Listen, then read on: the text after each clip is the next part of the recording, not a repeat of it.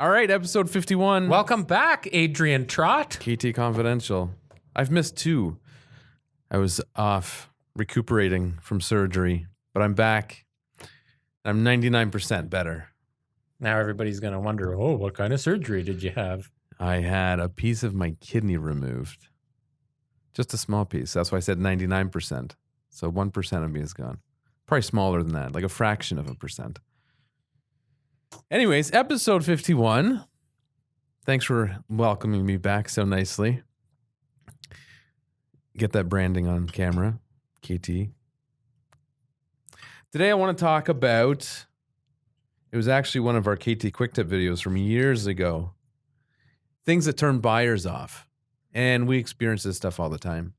And actually, it's something that we are experiencing a lot recently. Like we have the what we dubbed as the dead mouse house. Yes. Right? Yeah. You sent me a picture of that day, I think. I posted it on Instagram. Yeah. It was an Instagram story. Literally. Do you still have? I must have that picture. We'll post it somewhere. Picture of a dead mouse. Yeah, I probably have it. So this house is for sale. I take my clients to see it. We go into the basement, into the furnace room. $1.5 million home. $1.5 million home, 6,000 square feet. Get into the basement, into the furnace room. Dead mouse just laying there. Probably been there for weeks. Not to be confused with Dead Mouse's house. Dead mouse. Yes. No, this was a house with a dead mouse. A mouse that was dead. Correct. Just to clarify. Anyways, and then we've been in a lot of dirty properties lately. So, that's that's among the many things that we come across that turn buyers off. So here are the top 5 things. Go. And first of all, these are things that. Well, you don't want to run down the top 5? Let's go. Let me explain. These are things that maybe an average person may think, whatever, it's not a big deal. I don't think people truly appreciate how the small details can make or break a deal. You know what I notice? A lot of it has to do with the realtor as well. Time and time again, what I see is a lot of the top performing realtors will spend a little bit more time in that attention and detail, whether it's getting the house clean or decluttering or blah, blah, blah. We're going to go through this list, but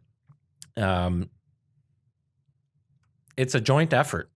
The realtor and the homeowner have to be on the same page, have to see eye to eye on a lot of these things, and have to get the job done because that's what's going to get the job done. Well, and you definitely need a second set of eyes because you, as a homeowner, you're biased. You love your house. I just got to say, I do prefer sitting across from you. It's a little awkward that we're on a bit of an angle here. Well, why did you move over? Because we have this leg in the table and it's always in my way. I just straddle it. And I can't move now because the focus on the camera is set and I can't throw things off. But let's talk about the first thing as an example on my list is, and it's a big one, smells. Walk into a house, if it smells, the first thing they say is? It smells? I don't know. Yeah. It smells. That's their first impression. And then they can't get over that. Yeah. If it smells like garbage, smells like... Air fresheners are the worst. They give me headaches, especially... Well, they're toxic. They are. It gives me a headache instantly. Yeah. And I've had clients who just, whether it's allergies, sensitivities, pregnant women, they can't stand that stuff. I've been in those situations. I remember one particular situation and the client, she was pregnant and she walked in and we walked right out. She couldn't even see the house. So. Garbage. Sometimes people left. Stinky garbage, stinky fridge. That's the worst. Opening a fridge and it just reeks. No offense to any cultures out there, but there are certain foods that, well, in any culture, any type of cooking has foods, but specifically ones that have more spices or garlic and onions and fish. You leave that curries and all that stuff. Yeah, you have that left over in your fridge for a few days. When you open it up, you're getting the waft, and you might not notice it because you're used to it. 100%. But somebody new coming into the house. And really, if you know you're selling, you should plan accordingly. And it's like some smells are very hard to get out of a house. We don't often run into cigarette smell anymore. I was just going to say, if by chance you're still smoking. I don't remember the last time I walked into a house. I mean, it happens, I suppose, but it's not common. None of our listings. No, but even just showing houses, it's rare that you walk in and it smells like cigarette smoke. Yeah. Maybe because sometimes I notice they smoke in the garage and some lingers, gets into the house. Most people don't smoke in the house. But if you are planning to sell, stop cooking stinky food weeks in advance. It will make a difference. If you have pets, that can be a smell that turns people off. Yeah. Basements. Cats. Poorly ventilated basements. Get that moldy smell. Yep. Like immediately people think there's mold. Even if there's not, there may very well be. But immediately it's like a huge red flag, right? Because there's this huge stigma attached to mold that it's just extremely unhealthy and it's impossible to get rid of. So how can you avoid that? Well, you get the air ducts cleaned. Yes. Change the filters. You probably get calls for it every day. Yeah. Just take them up on their offer. Those guys, I don't know. You drinking Pepsi? Yeah, a coffee? I've had 2 coffees and a Pepsi today. Might have exceeded my caffeine intake for the day. You're allowed to drink caffeine fine with the surgery? Yeah. Just no alcohol. I actually had wine yesterday. But that's my first drink in over a month. That was just a personal choice. I wasn't told not to. I don't know about steam cleaning carpets. Like we had that one. Steam cleaning can actually make it worse. Yeah, it almost amplifies it for a while because of the steam and it brings it to the surface and you don't get 100% of everything. I think a big mistake with basements that people make when they're finishing their basement is they don't have proper ventilation. Like a vast majority of the times there's no air return. Yep. And usually not sufficient. They have insufficient heat registers to push air in. Or if they have any of those things, oftentimes they're in the wrong locations. Yeah. Yeah. Especially bathrooms. How many people forget to put one but in smells the bathroom? Also is just giving the house a thorough cleaning. Yeah. Like get out that vinegar water, get out some, the best way, vinegar water, a little bit of lemon. Because it breaks that vinegar smell. You know what I used to do when I was a kid? I was like a clean freak. So I used to have a really clean bedroom. And before I would vacuum, I would sprinkle baby powder on the ground and then vacuum it up. Oh, it smelled amazing. It was subtle and it was really nice.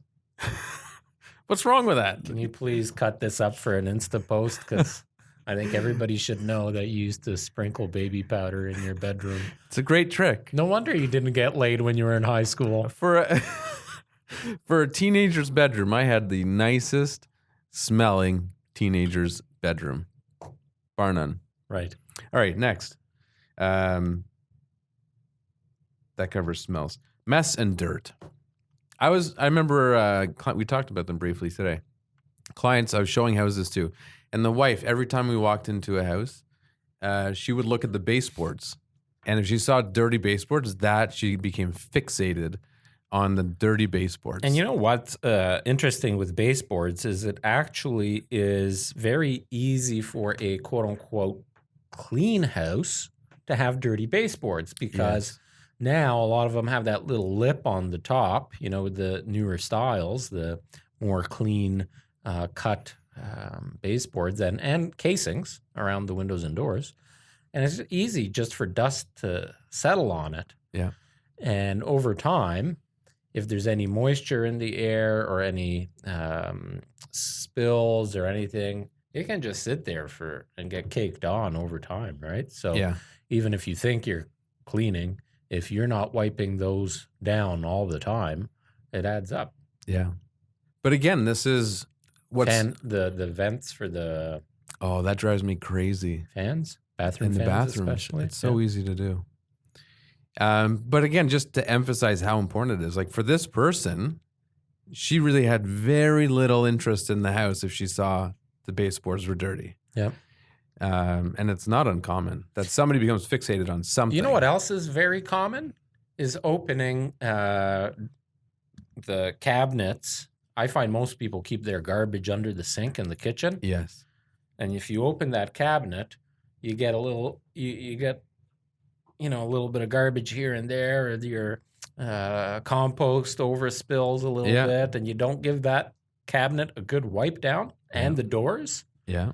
That can be a real turnoff, right? Because kitchen is supposed to be like sterile and spotless. Yeah, I agree. And then mess.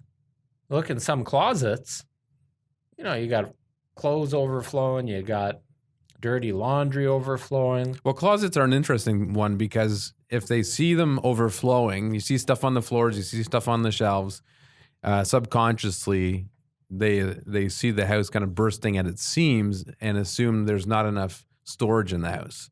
If not for the current person, then maybe it's not enough for them too.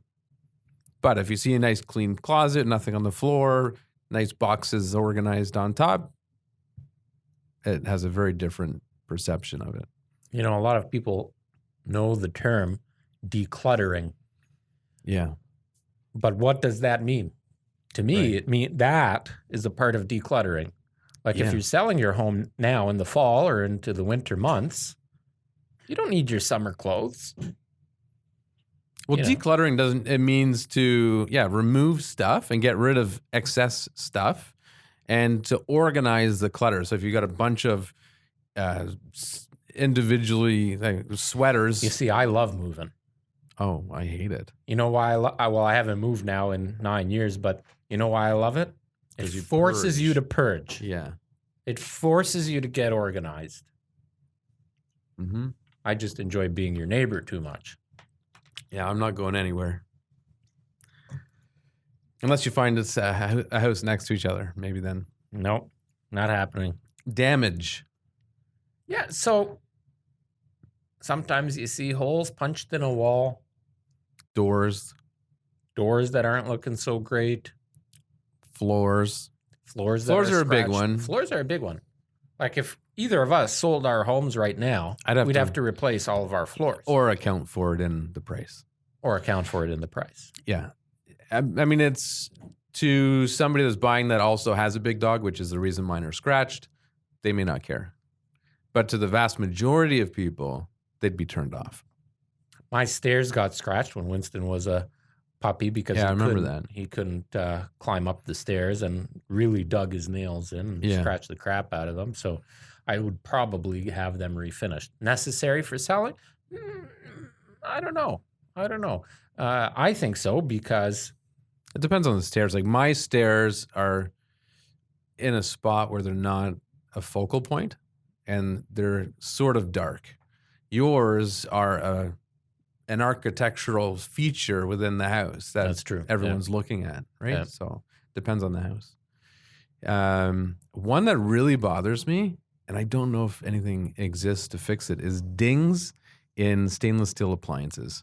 Oh, there is. I don't know if there's a product specifically. Well, like remember, we used to be in the auto industry. If people come by to pull dings out of cars, the same thing should exist for appliances. I would hire someone to come fix my fridge. Yeah. I think it's a great idea. Yeah, it depends how severe it is, I guess. Yeah. I don't know how easy it would be because in a car, even with the car, you have to get that one piece behind that dented piece of metal. It's not just from the front. I think they do it from the front a lot of the times. It's almost like earphones. I don't think so anymore. No? I think a lot of them, it's like a plunger? It's like suction cups here, and then this piece gets screwed on, and it pops it out somehow. I don't know. Anyways, it would be, but especially on a fridge. The fridge is a focal point within the kitchen, which is a huge factor of someone's purchase usually. The kitchen's a big part of it. And then you have this massive stainless steel fridge and this big ding in it. It's a turnoff. So that's one thing. I don't know if you can fix it. I know you can replace the panel. Yeah. But you're talking several $100. Right. Most used fridges are only worth a few $100. I had a one house where they had a glass top slide-in range, electric range, and the glass top was chipped. So they actually were able to buy a new glass top for it, which in their case, I think was smart. What other repairs would turn people like loose railings? That's a big one. Yeah. Handrails going upstairs. Yeah. Everybody grabs it. And it startles people, right? Missing caulking. We talk about that sometimes. That's easy fix. Yeah, everyone should do that. Yeah. Around anything that shows a neglect in maintenance. Yeah. Those are repairs that need to go on the list right away. Doors that don't close properly, that drives me nuts. Or they don't latch? Yeah. Or they don't latch. You can't, I hate that. Yeah. Like 3 doors in my house are like that. Yeah. And the house shifts, right? And the wood and everything that's used to construct the home, essentially, with the exception of your brick, will expand, or contract. If you don't have a door stop and you have the holes in the wall from the door handle, that's common. Anyways, these are all things that people should address beforehand. Or if you're like me and have several doors in the home that have been or that have had a hole kicked through it. That's too funny. When was that one? Was that? That's the upstairs bathroom. When did that happen? Did Natalie do that also? Yeah. That's 2 doors for her, isn't it? Yeah. 1 8-foot door and 1 7-foot door. Oh my goodness. So I have to buy those doors, which are custom doors, then paint them and install them. Maybe she can solid doors this time. Probably. Yeah, but then you got to change them all. True. Anyways, that's funny.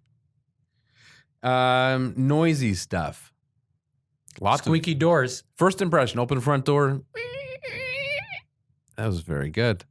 That's easy to fix. You buy that lube, whatever type of lube you want, Jiggle Lube or that graphite lube. Don't use WD-40. No. You need something that actually has that lasting effect. Well, it's the type of lubrication. Right. You can use olive oil.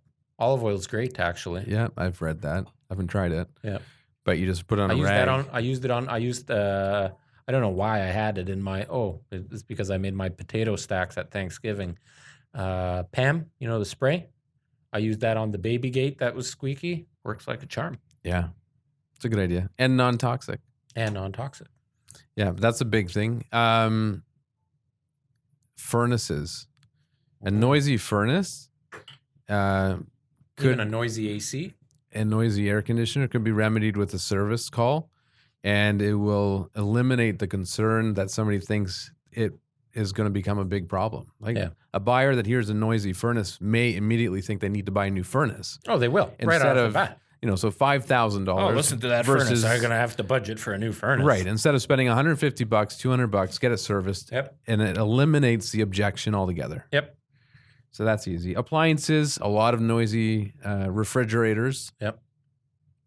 I don't know. Can you service appliances? Bathroom fans. Yeah, I've got one of those. Oh my God, is it noisy? Isn't it annoying? And I've put up with it for like 5 years.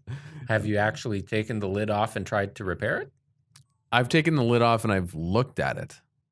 And then I put the lid back on and I left it for 5 years. A lot of people don't know, but actually sometimes it's just the fan blade itself that needs an adjustment or a tightening. Oh, really? Or take some PAM, spray it when it's off because it could just need some lubrication. Maybe. Just make sure that it's not getting too hot because then maybe you're starting a cooking fire. Oh, my God. You might want to use the Jiggle Lube on that one. Yeah. But noisy fans are a big one. I said appliances. That's a big one. Squeaky floors. Yeah. So nobody likes squeaky floors. No. So they can actually be. We had one house. I can't remember which house. How many buyers we've had that do this kind of walk? Oh yeah, they're like walking through the house trying to find the squeaks. There's my squeak noise for you. And I can't remember which house it was. Oh, it was. I do remember. Anyways, irrelevant. But there was a house we had. And why fucking even mention it? Because it just came to mind. And when you're walking into one of the rooms, one of the first, as you turn around the corner, it squeaks right there. And it was always drove the homeowners crazy. And they said, oh yeah, the builder was never able to fix it. I put them in touch with our flooring guy that we often use. And he went by and it was carpet floor. and he went by and did something. I don't know what he did. He pulled up the carpet a little bit. He put like some shims in the underneath one of the walls close to the squeak, and it fixed it. Didn't squeak ever again. So easy fix. That's just things that people neglect or don't get around to doing or think maybe it's a bigger job than it actually is. So worth looking into. And there's a lot of these small things that you can hire a handyman to tackle all of them at once. Yeah. Well, that's a good thing with handymen or with any job. The more things you do at once, the cheaper it's going to be. Yeah, exactly. So, yeah, you should make a list and get it all done Instead at once. of getting an electrician to install one light, do 10 lights at all right, at the same because you're time. paying $200 for them just to be there. All right, next. People. And I added pets. Nobody wants people and pets there. When people come into the house to see your house, they want to be able to envision themselves being there and living there. But they can't do that if you're there. So try not to cross paths. Leave 10 to 15 minutes before the appointment. Come back 10 to 15 minutes after the appointment. And certainly don't stay there during the visit. Nobody likes the homeowner there because you feel like you can't say anything. Right. You're probably going to spend less time in there because it's a little awkward. Yeah. And every single time that I have visited a home where the homeowner is home, my buyers always comment and say, well, that's kind of awkward. It's a very awkward It visit. is. Like nobody says anything. And the problem with it is half of those sellers, at least half, are going to start trying to sell you on the house. Oh, yeah. Oh, let me take you on a Bob, tour. the neighbor. Yeah. Him and I have beer every Friday. I'm going to be sad to miss Bob. Oh, let me show you this fridge. This fridge is fantastic. I bought this fridge 3 years ago. It's the best. Like, you start Exactly. getting the stories about everything. Nobody's listening to you. And that's what the real estate agent is for. Yeah. So let people take the time and, have the house empty. And then pets. A lot of people are afraid of dogs. Cats. I had clients that wouldn't go into, I think it was a superstitious thing. They would not go into a house because there was a cat. Well, and how many people are allergic? Like, I'm highly allergic Yeah. to cats. Within a minute of being in the house, I will feel it. Even if they're not, the cat becomes the focal point for people that love animals. They start saying, "Oh, cute little kitty," and they don't even look at the house anymore. I like that. You usually don't make any voices. You're getting a little more animated today. You know why? You got your staples removed today, right? Listen, I do Are you make. on any drugs? No, I'm not on drugs. Do you have any? The last time I made voices, I was making old lady sounds, and you started mocking me, and old man sounds, and you started saying I was being prejudiced or something. So I stopped making sounds because I don't want you to think I'm making fun of a certain type of person. Well, not every old lady sounds like that. Anyways, you know who puts baby powder in their beds? Old ladies. Don't stereotype. So do teenage boys. But so on the note of people, I added to the list cameras. If you have a camera in your living room, you might as well be sitting on the fucking couch, eating popcorn, watching people. It's the same distraction. Yeah, or the Nest cams, or what do you call them in the baby's room? Like baby cams? Yeah, baby cams. People assume you've got Wi-Fi, you've logged in, and you're watching. Yeah. Not assume, you are watching. 100%, yeah. Having something outside is one thing, but once they're inside, they need that privacy to be able to walk through the house without the concern that they're being monitored because they want to speak freely and really absorb the house and talk about it. Well, it's like going to a public bathroom that has a camera in it. Would you feel comfortable? Right. It's kind of similar. Exactly. Except they have their pants on. Yeah, I hope.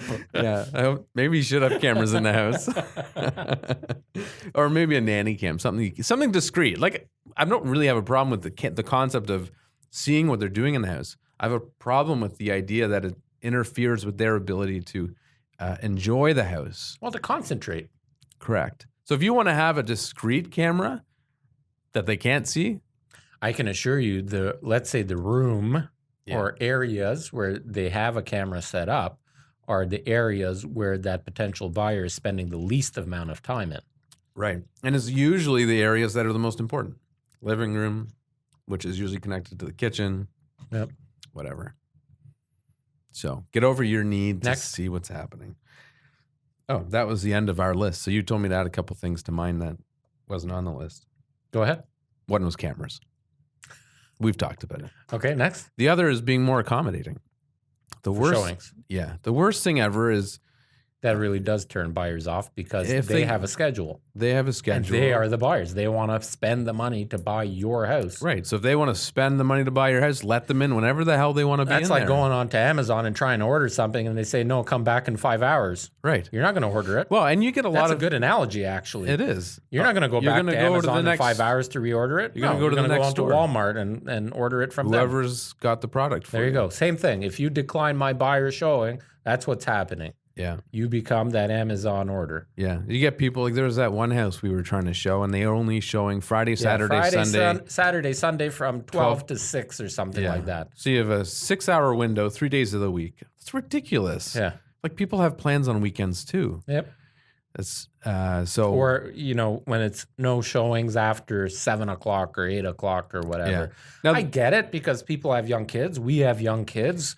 sure, but you plan for it. Hopefully your home is not on the average in Halton is about 3 weeks. So your home's going to be on the market for 3 weeks. Come on. Give me a break. For 3 weeks, you can figure something out Well, where you can allow a buyer to go in at 8 o'clock at night because that's the buyer that just worked their ass off all day, rushed home on the GO train, probably didn't even eat dinner yet, but will make it work to be there at 8 o'clock because they really want to see your house. well, and if you don't accommodate them, you're going to be on the market for 6 weeks and you're going to sell for less money. Right.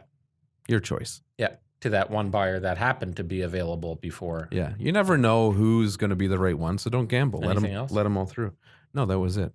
Okay. So I didn't want you to see, so that's why I closed my book. Okay. Bad grass Bad grass. Yeah. or bad landscaping. First impression. And people often say it when they walk up to your house, it sets the stage for their expectations of inside.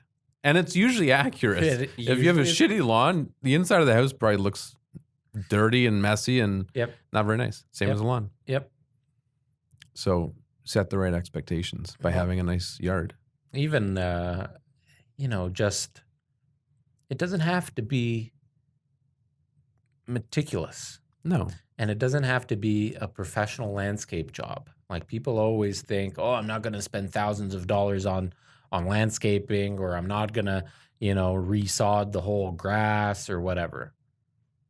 But if you're going to sell or you're thinking about selling, what's wrong Fertilize with putting a once little or twice. Fertilization, a little bit of Edge your grass garden. seeds, Simple things you can do. clear out New all mulch. the weeds, Yeah. get the driveway sealed. Even if you had Getting the driveway sealed actually amplifies the look of the landscaping too, because yeah, it that gives dark fresh new- contrast yeah, of the dark that little bit of- driveway. Yeah. Yeah, I didn't realize you did yours. Now mine looks like shit. You did yours. I didn't do mine. And then our neighbor Nor did his. So you have two nice dark driveways and then my faded gray. You still haven't done any front landscaping, really. You've got that little stuff on the side, but I would have thought by now you would get rid of those builder patio stones and done something a little bit extra. Yeah, contemplated Maybe it. even widen on that side your driveway so it gives you room for. I thought about it because the driveway's not quite wide enough to comfortably accommodate two cars. Well, because it's a large car, small car garage. Right. Well, that's what Mattamy calls it: large car, small car. That's what they call it? Yeah. So this house It's comes a with two-car garage. This They house just don't has fucking a tell you what size of cars you large need to car, have. small car garage. Yeah, That's what we start advertising them as. yeah, Well, a car is a car, so it's a double car. it is. But But it's not. It's not a 2-car plus a lawnmower because that's why I park on the driveway. Poor craftsmanship was on my list. So As it pertains to like finished basements and things, well, upgrades. yes, finished basements is a good one because a lot of people hire the person that's going to do it for cheaper. Right. You know something that I And find. then, you find the baseboards have gaps between them or they're not Yeah, like put angled some DAP properly. in there. Painting. Yeah. Like, don't paint yourself if you don't know how to paint. Oh my Hire God. painters. Everybody thinks they can paint. Yeah. Your cut lines look like crap. It's on the ceiling. And once it's on the ceiling, you're done. You're done. You can touch it up, it'll be noticeable forever unless you paint the ceiling. Yeah. So you're better to hire someone that doesn't splatter it on the ceiling. Yeah. Or on your floors. Another thing I don't understand Or on the people do. People finish the basement. The townhouse. For the love of God, don't paint the switches and the plugs. Yeah. The people finish their basement, but they don't finish the stairs. Like the house we bought. Exactly. For $200-$300, you could have carpet laid. Yeah. Because the impression there is you're walking down, you open the door to the basement, it says finished basement, and it's, oh, there's unfinished wooden stairs here. Original builder stairs. Yeah. So technically, would that be a partially finished basement? I would say that qualifies as partial. It's very affordable. Have we talked about... You know what I also hate? So we've got a listing coming up with no ceiling in the basement. Hang on. You know what I also hate? Qualify as partial or Which one? Full? I can't think of it.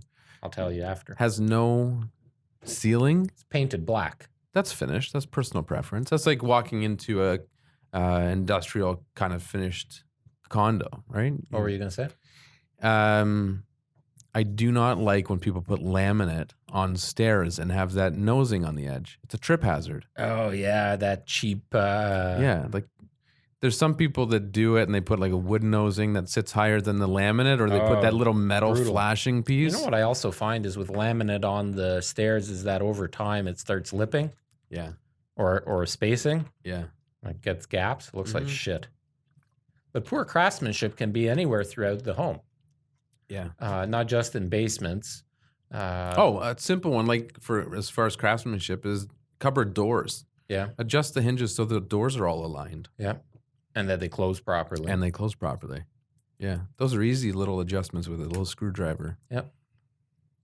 So there you go. I mean, there's a lot of things that turn buyers off. And the key is, and I think a lot of people think, oh, it's not a big deal.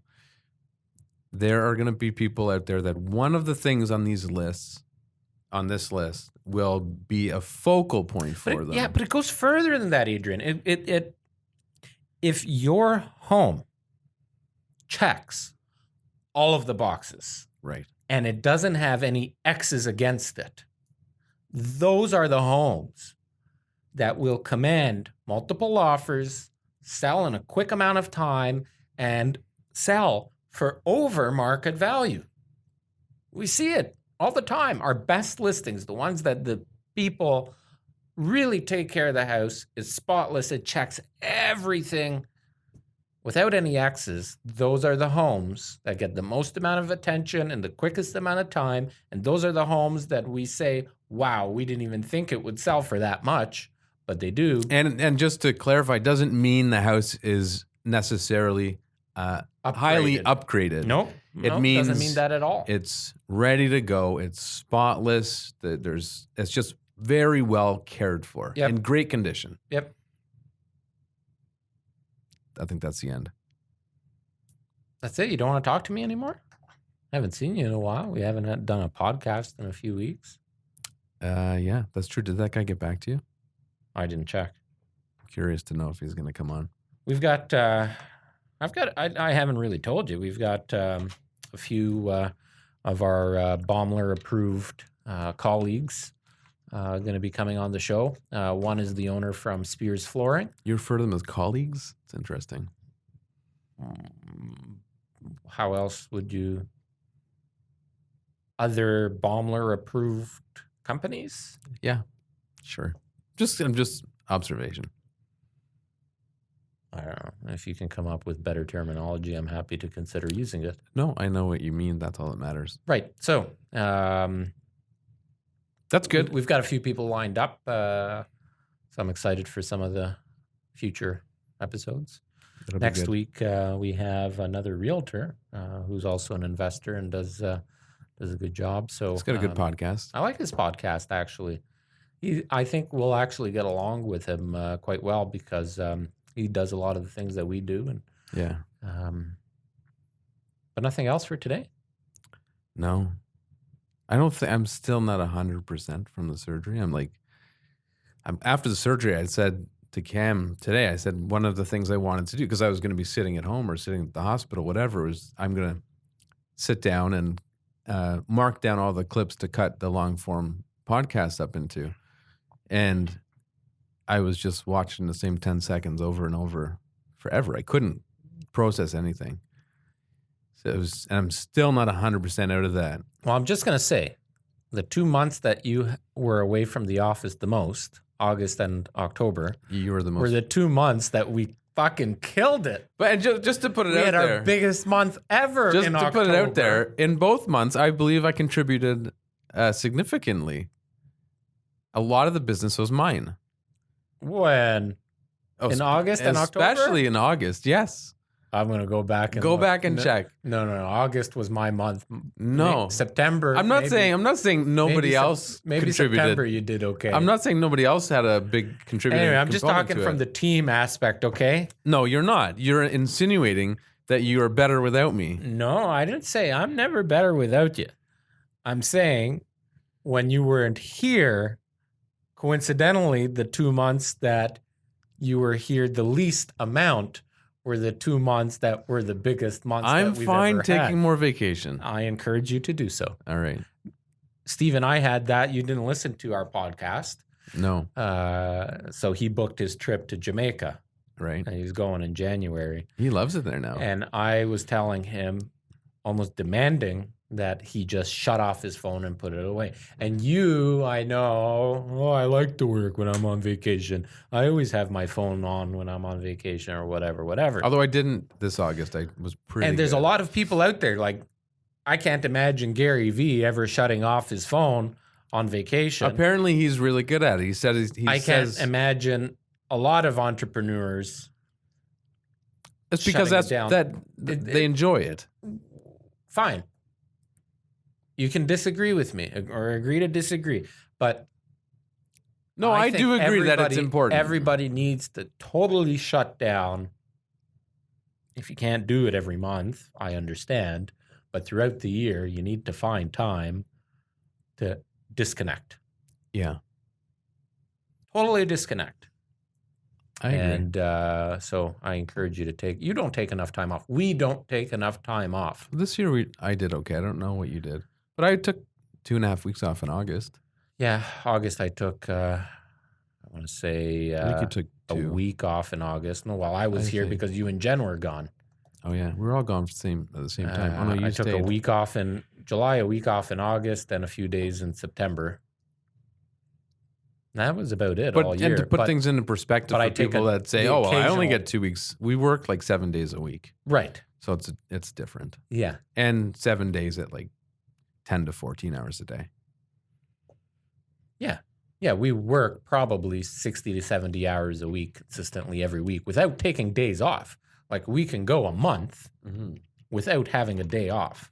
So our vacation time is That's something we're bad at. We've talked that's what about I'm that talking- that's many what I'm saying. times. We That's need what to I'm saying. schedule 1 day off a week. Yeah.